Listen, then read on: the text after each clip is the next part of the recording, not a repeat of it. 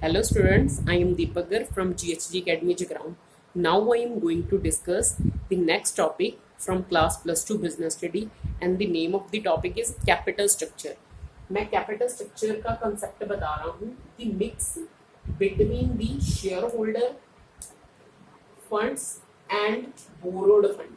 Shareholder fund होते हैं equity और borrowed fund होते हैं debt और इक्विटी के मिक्सचर को कैपिटल स्ट्रक्चर बोला जाता है.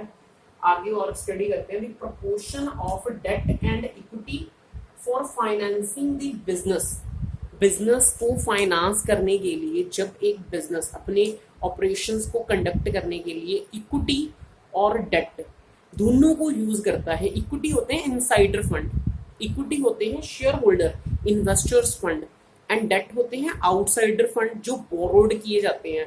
ठीक है, उनका यूज किया जाता है, उसको हम कैपिटल स्ट्रक्चर कहते हैं. एक कंपनी जब कैपिटल स्ट्रक्चर तैयार करती है तो वो देखती है कि हमारा कैपिटल स्ट्रक्चर ऑप्टिमम कब होगा, हम ज़्यादा डेट यूज करें या ज़्यादा इक्विटी यूज करें, पैसा अंदर से लें और बाहर से लें. तो इसके बारे में हम डिस्कशन करेंगे. इसमें नेक्स्ट कॉन्सेप्ट आता है फाइनेंशियल लीवरेज. क्या होता है? जितना पोर्शन डेट का टोटल कैपिटल में होगा, एक कंपनी की टोटल कैपिटल में डेट का जितना प्रपोर्शन होगा उसको फाइनेंशियल लीवरेज कहा जाता है. फाइनेंशियल लीवरेज को कैलकुलेट करने का फार्मूला है डेट डिवाइडेड बाय इक्विटी, जहां debt divided by debt plus equity. इस बेसिस पे भी हम ले सकते हैं. अगर हमने फाइनेंशियल लीवरेज कैलकुलेट करना है तो उसके लिए डेट को इक्विटी से भी डिवाइड किया जा सकता है. मतलब आउटसाइडर जो फंड्स हैं उनको इनसाइडर फंड से डिवाइड करके भी हम कैलकुलेट कर सकते हैं. जहां जो कंपनी के आउटसाइडर फंड हैं और outsider fund plus insider fund दोनों की सम से डिवाइड करके भी फाइनेंशियल लीवरेज को कैलकुलेट कर सकते हैं. अब हम बात कर रहे हैं कि फाइनेंशियल लीवरेज कितने तरह के होते हैं. दो तरह के फाइनेंशियल लीवरेज हो सकते हैं. जहां तो फाइनेंशियल लीवरेज फेवरेबल है, जहां फाइनेंशियल लीवरेज अनफेवरेबल है. फाइनेंशियल लीवरेज फेवरेबल कब होगा? जब रिटर्न ऑन इन्वेस्टमेंट ज्यादा होगी कॉस्ट ऑफ डेट से. डेट के ऊपर कॉस्ट क्या होती है? उस पर दिया जाने वाला इंटरेस्ट. जब इंटरेस्ट रेट कम है और जो रिटर्न हमने कैलकुलेट करी है ऑन इन्वेस्टमेंट वो ज्यादा है, इट मींस तब फाइनेंशियल लीवरेज फेवरेबल होगा. लेकिन इसके साथ साथ कंपनी की अर्निंग पर शेयर में भी बढ़ोतरी होगी, वो भी इंक्रीज होगी. अगर हम अनफेवरेबल फाइनेंशियल लीवरेज की बात कर रहे हैं, जब रिटर्न ऑन इन्वेस्टमेंट कम होगी कॉस्ट ऑफ डेट ज्यादा होगा. मतलब जो डेट के ऊपर हम इंटरेस्ट पे करेंगे, इंटरेस्ट ऑन डेट ज्यादा है as compare to return on investment, तो इससे अर्निंग डाउन होगी. तो ये अनफेवरेबल है. ये कंपनी के ऊपर डिपेंड करता है कि उन्होंने कौन सा मतलब जो चॉइस करनी है. कभी भी कोई भी कंपनी रिकमेंड नहीं करेगी कि अब वो मतलब हमने देख लिया कि फाइनेंशियल लीवरेज फेवरेबल आ रहा है, अर्निंग ज्यादा आ रही है, लेकिन जितनी अर्निंग ज्यादा होगी उतना ही फाइनेंशियल जो रिस्क है उसमें भी बढ़ोतरी होती है. ये आपने बात ध्यान में रखनी है. फाइनेंशियल लीवरेज जो है उसमें अर्निंग ज्यादा होना क्योंकि रिटर्न ज्यादा आ रही है, लेकिन फाइनेंशियल रिस्क भी सबसे ज्यादा होगा जितना फेवरेबल होगा.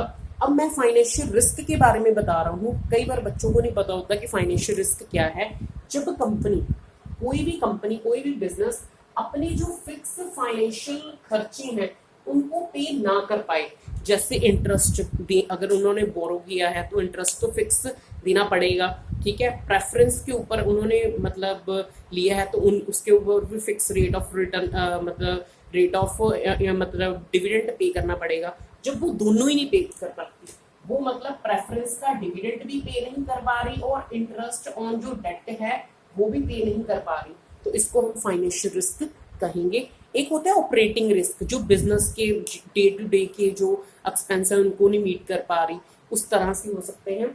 अभी मैं और मतलब आपको बता दूं, ट्रेडिंग ऑन इक्विटी क्या होती है? To raise the fix capital होती है जैसे बोरोड कैपिटल और preference share capital on the basis of equity share capital so to increase the income of equity shareholder. जब एक कंपनी फिक्स्ड कैपिटल को बढ़ाने के लिए इक्विटी भी साथ में यूज करती है, ताकि वो चाहती है कि कंपनी की जो इनकम है, इक्विटी से होने वाली इनकम है, उसमें बढ़ोतरी हो जाए। और ये कब पॉसिबल है? जब रेट ऑफ रिटर्न ज्यादा होगी, किसके कंपेयर? जो हम बोरोड कैपिटल पे इंटरेस्ट दे रहे हैं, जो हमने प्रेफरेंस के ऊपर रेट के हिसाब से डिविडेंड देना है, उनके कंपेयर जो हमारी रिटर्न ज्यादा होगी, तब एक company trading on equity use करेगी। तो आज मैंने आपको कैपिटल स्ट्रक्चर बताया है। जब हम डेट एंड इक्विटी का यूज करेंगे, उसको हम कैपिटल स्ट्रक्चर कहते हैं।